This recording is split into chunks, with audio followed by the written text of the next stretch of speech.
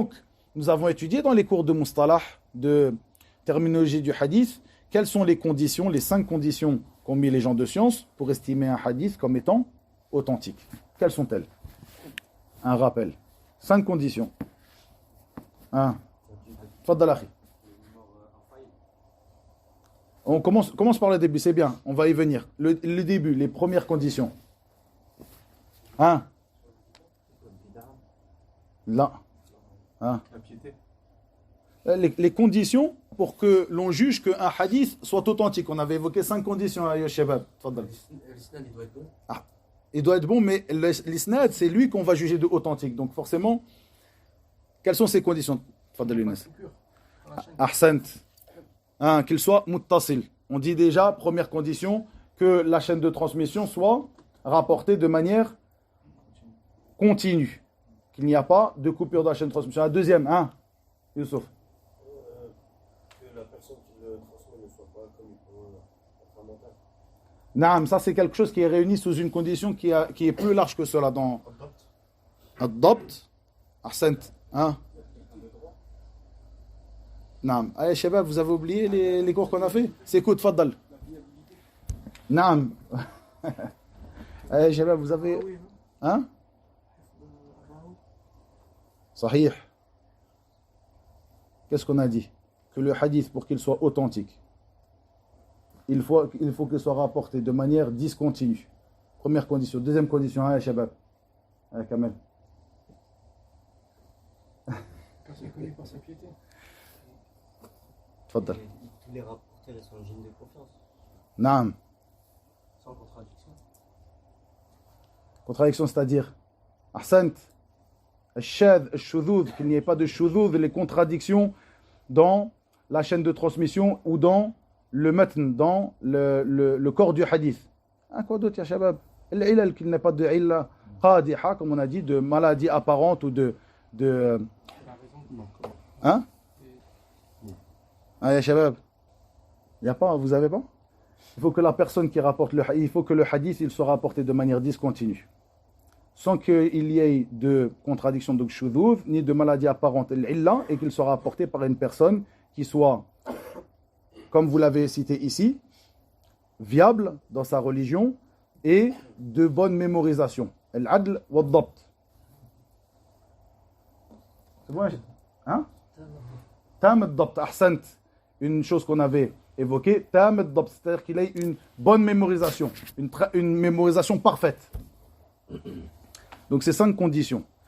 L'imam al-Bukhari, shabab, ces choses-là, on les a étudiées, il faut vraiment que vous les révisiez, parce que ce sont des bases. Un hadith, comment on entend toute la journée, hadith sahih, da'if, hasan, etc. Au moins juste sahih et da'if, comme le disaient les savants à l'époque. Sahih ou da'if. Il faut que tu saches qu'est-ce que c'est. Le sahih, c'est ce que je viens d'évoquer. Le da'if, c'est quoi? L'un qui a perdu l'une de ces conditions. Selon toutes ces sortes de hadiths da'af que on a pu étudier dans nos cours de Mustalah. Maintenant, l'imam al-Bukhari, une condition qui est connue dans son sahih. Quelle est cette condition que lui, il a mis en condition? Donc, tous ces hadiths qu'il rapporte, il faut qu'ils soient sihah, il faut qu'ils soient authentiques. Donc, il répond à ces 5 conditions. Quelle est cette condition concernant les rapporteurs de la chaîne de transmission que l'imam al-Bukhari a mis en condition que autres que lui n'ont pas mis en condition? Tfaddal Mahdi.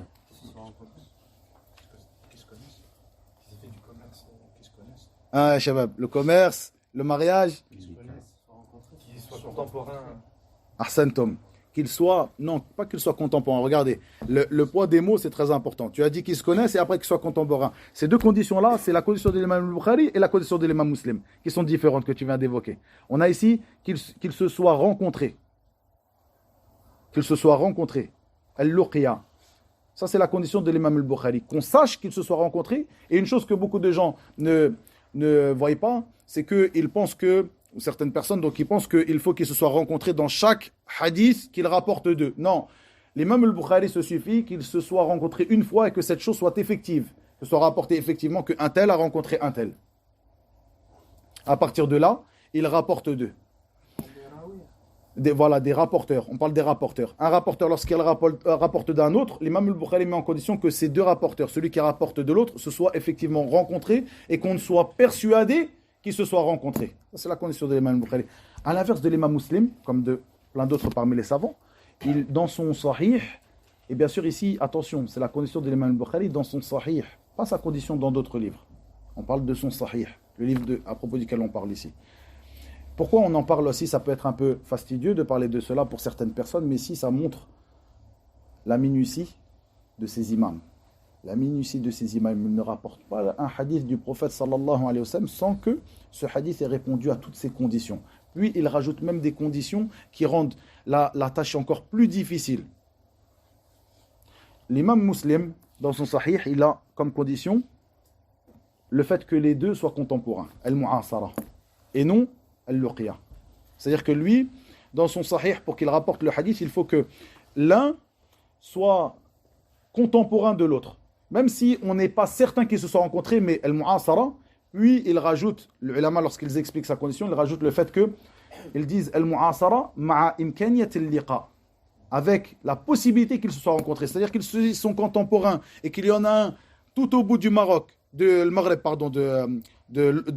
l'Occident, et un autre tout au bout de l'Orient, et qu'on ne connaît pas que l'un ou l'autre a voyagé dans sa vie, il n'y a pas de possibilité qu'ils se soient rencontrés, même s'ils sont contemporains.